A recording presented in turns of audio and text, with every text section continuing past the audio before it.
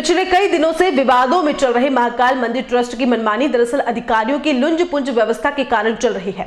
जी हां, शिकायत के बावजूद और वरिष्ठ अधिकारियों के निर्देशों के बाद भी देवस्थान विभाग के सहायक आयुक्त की कछुआ चाल जांच कार्रवाई के कारण महाकाल मंदिर सार्वजनिक न्यास की मनमानी चल रही है और मंदिर अव्यवस्थाओं का शिकार बना हुआ है। जब एटीएन उदयपुर न्यूज ने देवस्थान विभाग को ट्रस्ट के विरुद्ध लंबित चल रही जांच के बारे में याद दिलाया तो उन्होंने इस मसले पर जल्द कार्रवाई की बात कही। दूसरी ओर अब भक्तों को भी ट्रस्ट की मनमानी से परेशान होने की कोई जरूरत नहीं है, क्योंकि वह देवस्थान विभाग के माध्यम से सेक्शन 38 के तहत कार्रवाई करवाकर ट्रस्ट के काले कारनामों पर अंकुश लगवा सकते हैं और इसमें देवस्थान विभाग के आला अफसर भी सहयोग के लिए तैयार है। अधिकारियों का कहना है कि महाकाल मंदिर में अव्यवस्था को लेकर सेक्शन 38 के अंतर्गत यदि कोई शिकायत आती है तो निश्चित रूप से कार्रवाई की जाएगी।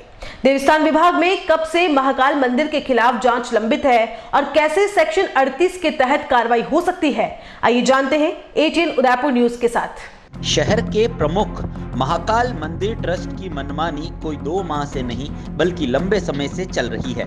चंद सदस्यों की मनमानी का आलम देखो कि ट्रस्ट के कई वरिष्ठ सदस्यों को दरकिनार कर स्वयंभू बन बैठे हैं। स्वयंभू बने यह सदस्य नित नए मनमाने निर्णय लेकर कभी मंदिर पर ताला लगाकर तो कभी भगवान को पहरे में रखकर न केवल भक्तों संतों को येन केन परेशान कर रहे हैं, बल्कि सार्वजनिक मंदिर को निजी जागीर बनाने के भी लगातार प्रयास कर रहे हैं। स्वयंभू सदस्यों की मनमानी से खिन्न होकर वरिष्ठ सदस्यों और पूर्व ट्रस्टियों ने देवस्थान विभाग में शिकायत भी की है, जिसकी जांच देवस्थान आयुक्त ने सहायक आयुक्त प्रियंका भट्ट को सौंप रखी है। लेकिन लगता है सहायक आयुक्त कार्यालय जांच के प्रति जरा भी गंभीर नहीं है। ट्रस्ट के पूर्व अध्यक्ष दयाशंकर माली ने पिछले साल देवस्थान विभाग में मौजूदा ट्रस्ट के विरुद्ध शिकायत की थी, जिसमें मंदिर परिसर में मनमाना निर्णय करने, प्राचीन मंदिर व समाधियों को तोड़ने और यूआईटी की जमीन पर अवैध कब्जा करने और विगत 10 वर्षों से ट्रस्ट के चुनाव नहीं कराने जैसी शिकायत की गई थी। इस शिकायत को देवस्थान विभाग के आयुक्त ने गंभीरता से लिया था और जांच के लिए सहायक आयुक्त प्रियंका भट्ट को अधिकृत किया गया था। लेकिन सहायक आयुक्त कार्यालय में जांच लंबित होने के कारण ही महाकाल मंदिर की ट्रस्ट के सदस्यों की मनमानी चल रही है। बहरहाल, जब इस संबंध में एटीएन उदयपुर न्यूज ने देवस्थान विभाग के उपायुक्त ओपी जैन से चर्चा की तो उन्होंने जांच प्रक्रिया को जल्द पूरी करवाने की बात कही है। एक जो परिवाद आया था ड्यूरिंग लॉकडाउन, उसको जांच के लिए असिस्टेंट कमिश्नर उदयपुर को भेजा गया था।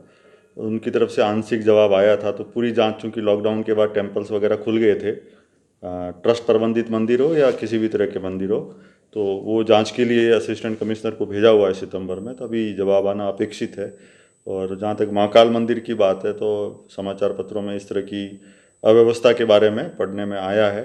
तो अगर कोई भी भक्त श्रद्धालु जो इस अव्यवस्था से पीड़ित है, पब्लिक ट्रस्ट एक्ट जो राजस्थान का बना हुआ है उसकी धारा 38 के तहत अगर सहायक आयुक्त देवस्थान उदयपुर के यहाँ परिवाद दर्ज करवाता है तो आगे की कार्रवाई जो नियमानुकूल है वो की जा सकती है।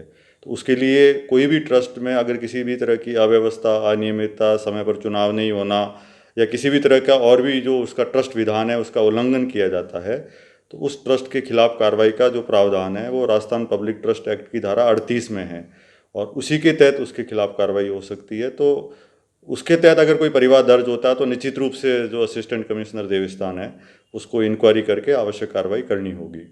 अच्छा सर, ऐसी जानकारी भी है जो मंदिर निर्माण का जो मैप है उसको लेके कोई परमिशन किसी विभाग से नहीं ली गई है? उसके लिए रिलीजियस प्रीमाइजेज एक्ट बना हुआ है 1954 का, उसमें जिला कलेक्टर अधिकृत अथॉरिटी होते हैं। अगर कोई रिलीजियस प्रीमाइजेज में कोई रिपेयर करानी हो, नया रिलीजियस प्रीमाइजेज बनाना हो, तो जो रिलीजियस प्रीमाइजेज एक्ट 1954 बना हुआ है उसके तहत अगर उन्होंने जिला कलेक्टर महोदय के यहाँ अनुमति के लिए लगाया है तो ठीक है, अगर नहीं लगाया है तो संबंधित जिला प्रशासन के अधिकारी उनके खिलाफ जो भी सक्षम कार्रवाई है वो कर सकते हैं।